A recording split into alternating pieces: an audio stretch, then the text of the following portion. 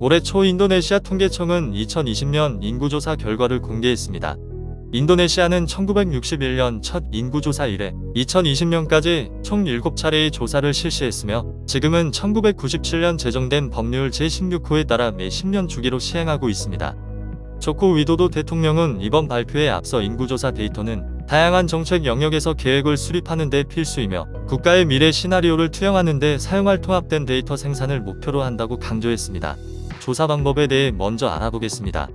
이번 조사는 인도네시아 통계청이 인구조사를 시작한 이후 최초로 방문조사와 온라인 조사를 병행했습니다. 온라인 조사는 2020년 2월 15일부터 3월 31일까지 진행되었으며 온라인 인구조사에 참여할 수 없는 사람들을 위해 9월부터 전화 및 대면 인터뷰를 실시했습니다. 이번 조사는 컴퓨터 어시스티드 웹 인터뷰, 컴퓨터 어시스티드 퍼스널 인터뷰, 태피 앤드 펜슬 인터뷰 방식을 병행하였으며 행정자치부 인구등록국의 자료도 활용하였습니다.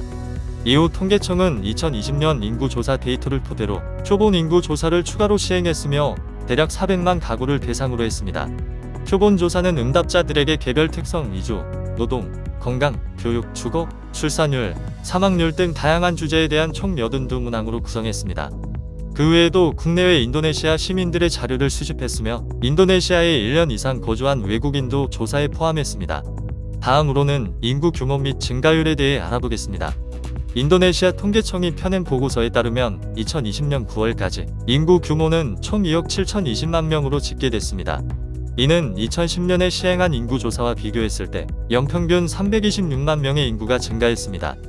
현재 인도네시아는 중국, 인도, 미국에 이어 세계에서 네 번째로 인구가 많은 나라입니다.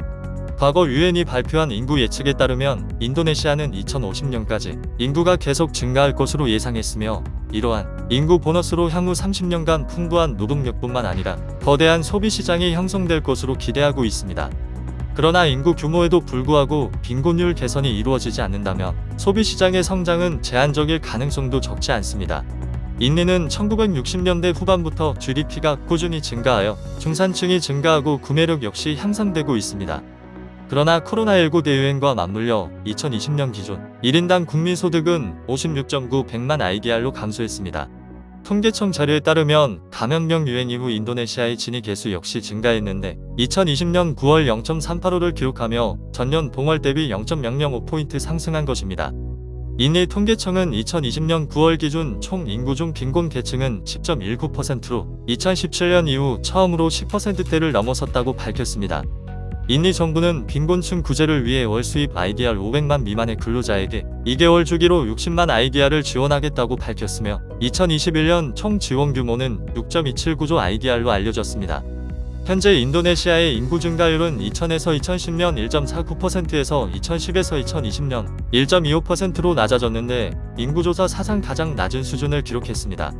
이는 수하르토 대통령 시절부터 출산율을 낮추기 위해 시행한 가족계획 정책의 영향으로 기본교육, 식량 안보, 보건 서비스의 부담을 줄이기 위해 추진된 것입니다. 이러한 정책은 계속 중인데 2019년 기준 해당 정책에 약 4억 6천만 우스디의 예산을 책정했습니다. 또한 가족계획의 실행력 강화를 위해 국민건강보험제도와 통합하고 민간 부문의 참여를 유도하는 등 전방위적인 정책 확대를 목표로 하고 있습니다. 다음으로는 세대별 인구에 대해 살펴보겠습니다. 인도네시아는 1인당 GDP 성장에서는 좋은 성과를 거두고 있으며 생산 가능 연령 비율이 1971년 이후 계속 증가하고 있습니다. 1971년 생산 가능 연령의 비율은 전체 인구의 53.39%, 2020년에는 70.72%로 증가했습니다. 이는 2045년까지 유지될 것으로 예측하고 있습니다. 통계청은 이번 결과 보고서에서 인도네시아 인구의 대다수가 Z세대와 밀레니얼 세대라고 밝혔으며 Z세대는 총 인구의 27.94%, 밀레니얼 세대는 전체 인구의 25.87%에 이릅니다. 인도네시아 정부는 현재의 인구 구성이 향후 성장의 기회가 될 수 있다고 믿고 있습니다.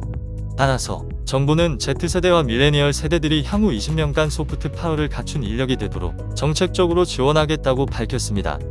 2019년 UOB 인도네시아의 발표에 따르면 인리 밀레니얼 세대의 실질소득은 연평균 8.6%씩 성장하고 있고 이는 다른 인구 집단의 소득 증가율에 비해 3에서 5% 정도 높다고 언급했습니다.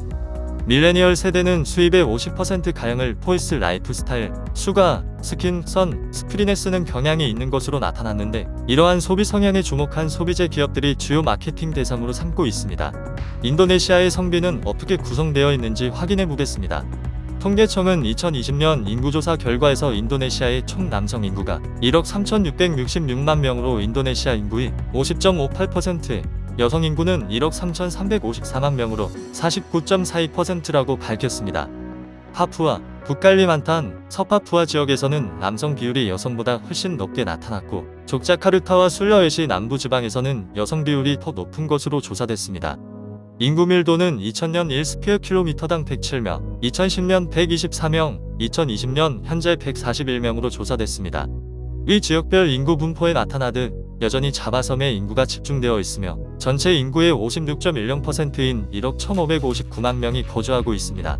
주로 서부자바, 동부자바, 중부자바를 중심으로 인구가 집중되어 있으며 기타 지역으로는 수마트라 섬의 인구의 21.68%인 5,856만 명이 거주 중입니다. 정부는 이러한 지역 불균형 해소를 위해 기타 지역의 공공서비스, 접근성 향상 계획을 준비하고 있으며 신행 종수도 이전 계획도 그중 하나입니다. 현재 물류건설 업체 빼떼 NBA 대표에 따르면 젊은 층의 대도시 유입으로 인한 주택 수요가 증가하여 중소 평형의 아파트 공급과 건설이 꾸준히 늘었으며 주변 지역의 대형 쇼핑몰 조성이 다수 계획 중이라고 밝혔습니다.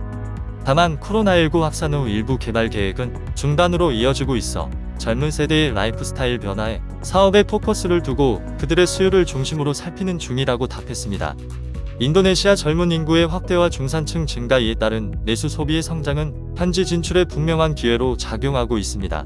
하지만 여전히 불투명한 현지 규제 및 관행으로 인한 숨은 비용이 시장 진입에 큰 걸림돌로 남아있으며 충분한 준비 없이 무리한 현지 진출은 득보다는 실로 이어지는 사례가 많습니다.